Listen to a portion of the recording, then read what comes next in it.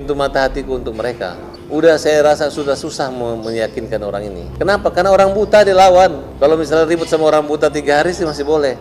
Ini udah berbulan-bulan ribut, ya kan? Betul nggak? Nambah musuh saya tiap hari gara-gara kalian ini melawan orang buta. Poin penting di sini adalah Teh Novi tidak akan mundur satu langkah pun untuk ya berbuat kebaikan ya sebagai pejuang kemanusiaan. Itu aja poinnya, ya. Apapun yang terjadi, kita akan langkah terus, jalan terus.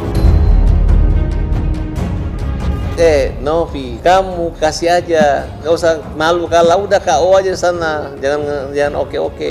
Ya dulu kamu on, sekarang no, dulu oke, sekarang KO ya. Pokoknya kami pembela kaum yang lemah siap melawan kalian ya. Silakan lawan orang buta, semoga kalian semua masuk neraka.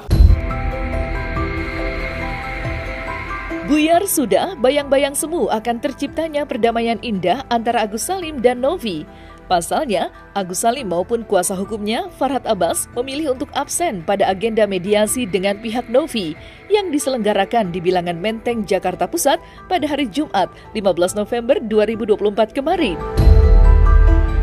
Kala itu, mereka justru menghadirkan seorang juru bicara dan 2 orang pengacara yang tak memiliki wewenang untuk mengambil keputusan damai. Hal itu pula yang akhirnya memaksa agenda itu sampai tidak membuahkan hasil apa-apa.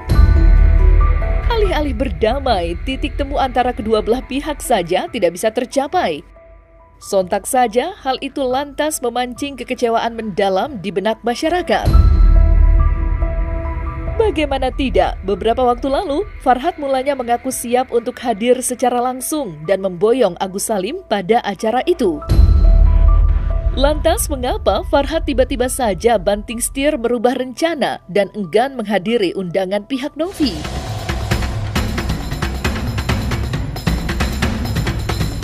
Nah, saya memang sengaja mengutus juru bicara aja. Sengaja. Karena gaya mereka itu nggak berubah-ubah gitu. Bukan gaya orang ingin berdamai dengan orang buta, tapi terus saja mau cari-cari cara pengen masuk televisi seolah-olah ingin damai padahal tidak damai gitu. Paham? Saya pikir mereka tuh kan kita kan tidak berpikir lagi uang itu. Tiba-tiba dipanggil sehingga Abraham Silaban berpikir juga akan damai. Ternyata nggak ada. Harusnya tanpa Farhad Abbas pun tadi kalau memang mau damai selesai gitu. Ya, karena uang ini bukan dari Novi diserahkan kembali tapi dari Agus diambil yang kita laporkan itu. Jadi selama dia nggak kekeh, dia nggak ngotot, ya kembalikan aja uangnya Agus.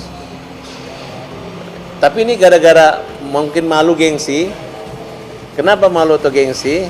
Karena dia memang mempermalukan Agus. Tahu nggak? Itu uang ya, itu adalah uang untuk pengobatan yang apabila ada sisanya, kelebihannya boleh digunakan untuk penghidupan dan kebahagiaan Agus. Bisa dibelikan tempat tinggal.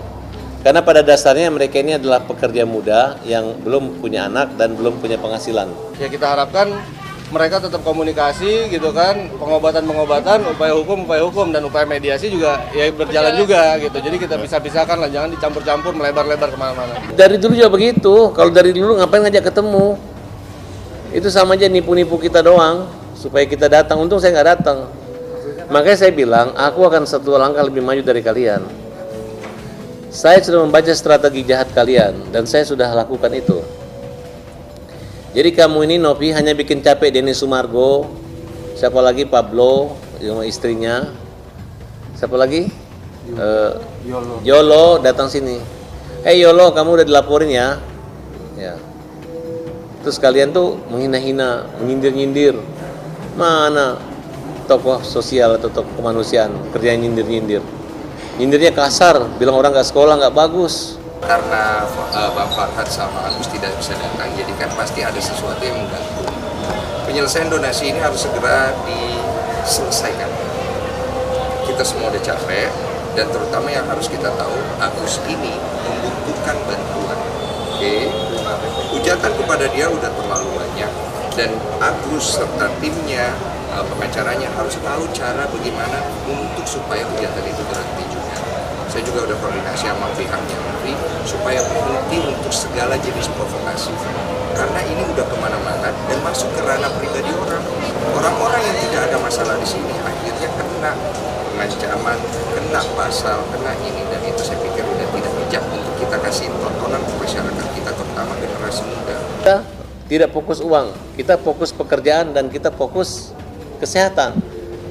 Nah, kalau mau ketemu atau membahas uang nanti setelah selesai polisi atau selesai sembuh, kan bagus. Jadi kamu nggak usah pusing-pusing jaga-jaga uangmu, nggak pusing-pusing ditelepon-telepon, nggak akan ada yang minta. Nah, kemudian kalau kamu mau mengembalikan uang ini, nah, dengan baik-baik tanpa syarat dan hanya percaya kepada Allah bahwa siapa yang curang dia yang nggak sukses, siapa yang dicurangin dia yang sukses. Nah, itu urusan surga dan neraka antara Agus dengan keyakinan dan keluarganya. Apakah dia memanfaatkan uang ini buat itu? Saya rasa Agus trauma.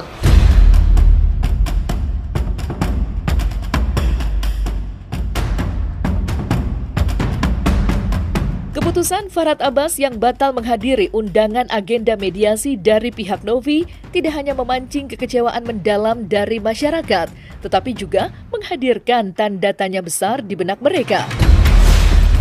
Namun, berdasarkan pernyataan Farhad Abbas, keputusan itu memang sengaja diambilnya lantaran pihak Novi tak kunjung mengembalikan uang donasi milik Agus Salim. Karena sejatinya Farhad merasa perdamaian akan terjadi tanpa kehadirannya bila mana pihak Novi mengakui kesalahan dan mengembalikan seutuhnya uang donasi milik Agus. Tentunya, hal ini melahirkan kekecewaan dari pihak Novi yang sudah berbesar hati mengajak Farhad dan Agus untuk bermediasi. Novi bahkan menegaskan jika ini bukanlah akhir dari perjuangannya mencari perdamaian. Lantas, seperti apa pesan Farhad Abbas untuk Novi?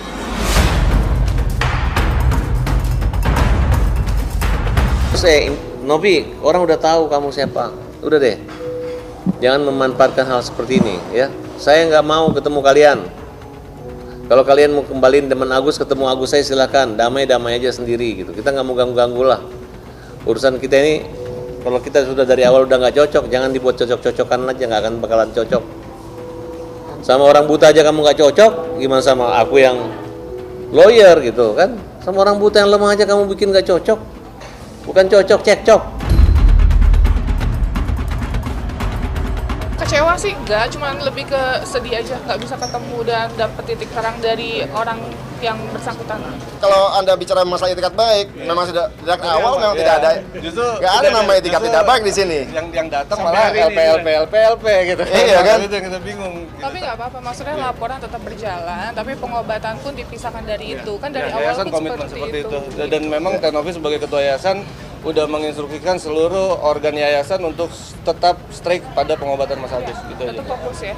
Saya ini udah menutup pintu mata hatiku untuk mereka. Udah saya rasa sudah susah meyakinkan orang ini. Kenapa? Karena orang buta dilawan. Kalau misalnya ribut sama orang buta 3 hari sih masih boleh.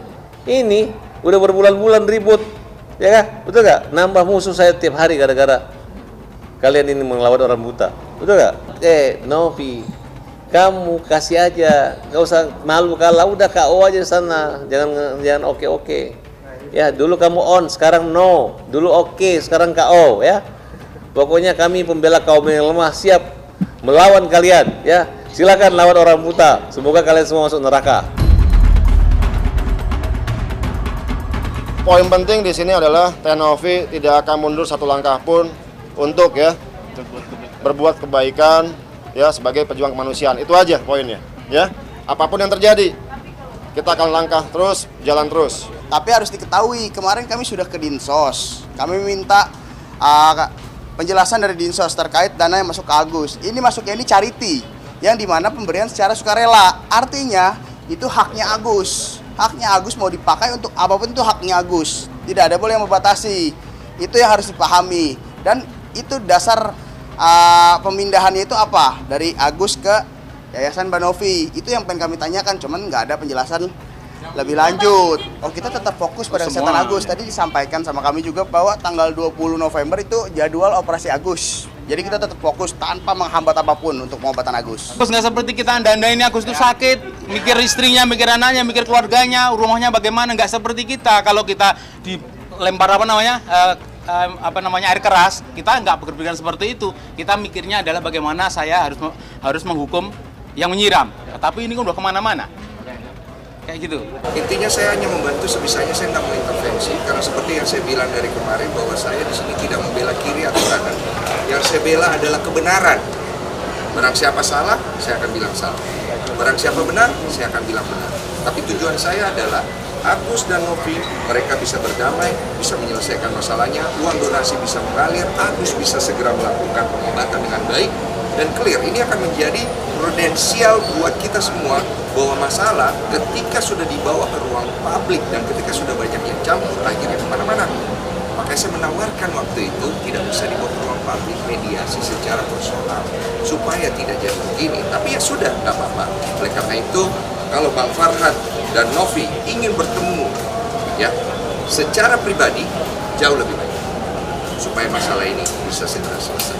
Oleh karena itu kita juga melihat bahwa mediasi ini harus benar-benar kita jalankan secara sama-sama, tidak ada yang merasa hebat dan kuat, artinya tidak menyalahkan satu dan lainnya.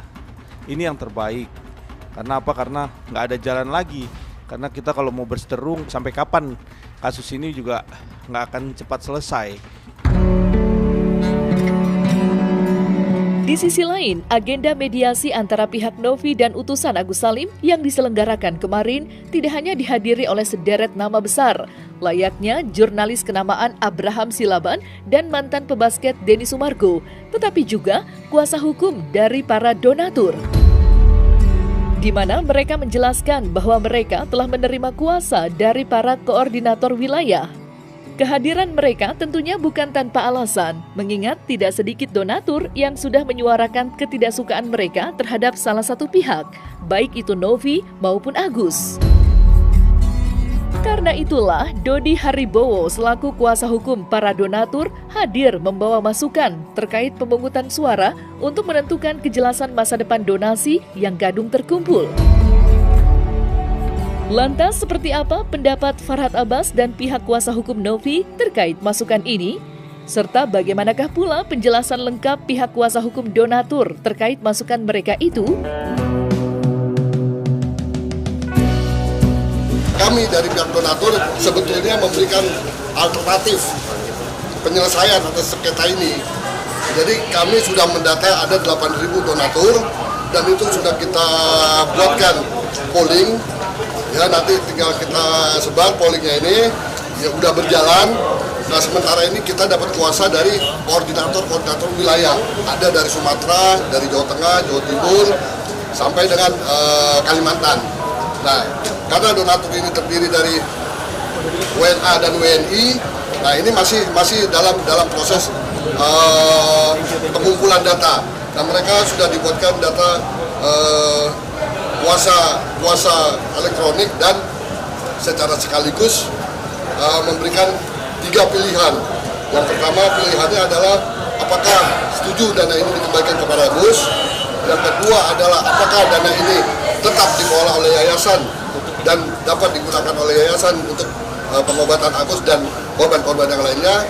Yang ketiga adalah dana ini dikembalikan kepada donatur. Dari hasil polling ini kita akan buat suatu gugatan ke pengadilan negeri agar dana ini kita serahkan kepada majelis hakim, dan nanti majelis hakim inilah yang akan memutus apakah dana ini tetap diberikan kepada Agus atau kepada yayasan atau dikembalikan kepada donatur. Ini kita lakukan karena memang ada kekosongan hukum atas bagaimana sih setelah dana ini didonasikan nasib si donatur ini. Kami semuanya di sini mau penggunaan dari dana ini untuk pengobatan Agus. Tapi karena ini diselewengkan, makanya ini jadi banyak perdebatan. Dan perdebatan ini belum ada aturan yang mengatur tentang hal ini. Nah, jadi ini solusi yang kita tawarkan. Silakan aja, itu bergulir aja kalau dari kita. Dan mereka, kuasa hukum donatur udah menyatakan nanti kalau didapat bulat dia akan menggugat yayasan secara perdata tuh untuk menetapkan hal itu ya Om ya. Ya, kita lihat aja. Kita sih tunggu aja semua apa itu kita tunggu. Kita lihat. Saya nggak usah mikir ke situ lagi. Kalau dicari-cari ini dampaknya udah nggak netral, karena sudah kalaupun nanti dampaknya misalnya minta ambil kembali lagi, mana orangnya? Seluruh para donasi yang nyumbang mulai dari 7.000, kalau mau ambil uangnya sini ke rumah gue, sini cari gue. Yang itu aja yang seperti yang nyari gue yang 80 miliar katanya uang dititipin sama gue, ya. Kan kalian misalnya dari Aceh, dari Papua nyumbangnya 15.000 rupiah, terus kalian mau datang sini bawa sini surat kuasa, lebih mahal harga materainya dibanding kalian punya sumbangan kira-kira, betul gak? Udahlah, jangan diadu-adu gitu, ini adalah sumbangan. Kalau sama dengan masuk celengan masjid, ya, begitu kalian ambil lagi samanya dengan maling celengan, oke? Itu aja saya bilang. Kalau ada donatur yang mau ribut atau bermasalah dengan gua akan ladenin. Kenapa? Karena uang lu udah dinovi di yayasannya. Makanya gua berani jawab kayak gitu. Coba uang di Agus saya pasti sopan. Tapi gara-gara uangnya udah dinovi ya nggak sopan dong. Gila, orang nggak ngapa-ngapain, orang lagi fokus kesehatannya Agus, lu tagi-tagi uang, malu. Bagaimana? Kalian setuju nggak? Setuju. Setuju. Wartawan aja setuju sama saya.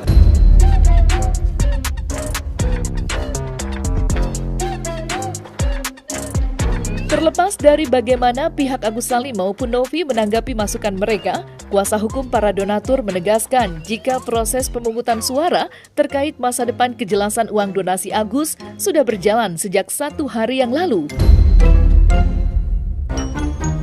Di mana mereka menjelaskan bahwa saat ini sudah mulai dibuka pemungutan suara yang terdaftar jelas dalam salah satu laman web terpercaya.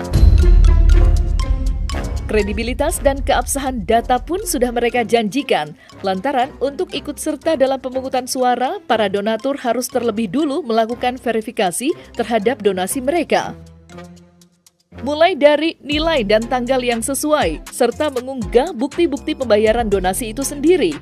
Dan seperti inilah penjelasan Dodi Haribowo selaku kuasa hukum donatur terkait proses pemungutan suara tersebut.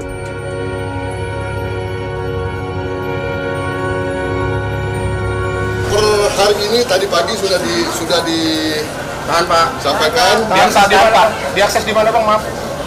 Caranya Bang. Di sini Bang. Di sini Bang. Polling ini berisi pertama adalah tentang kuasa secara elektronik per orang, per donatur.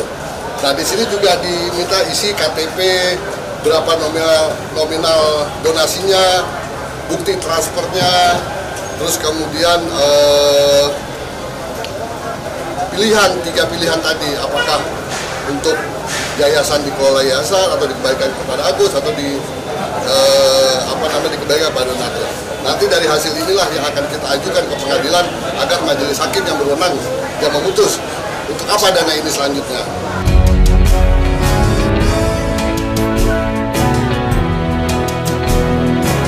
Nah, selesai sudah Cumi Lovers, saksikan terus Cumi Camp In-Depth, kabar lengkap, mendalam, dan akurat dari narasumber terpercaya. Dan jangan lupa untuk like, subscribe, dan juga share channel YouTube Cumi Cumi.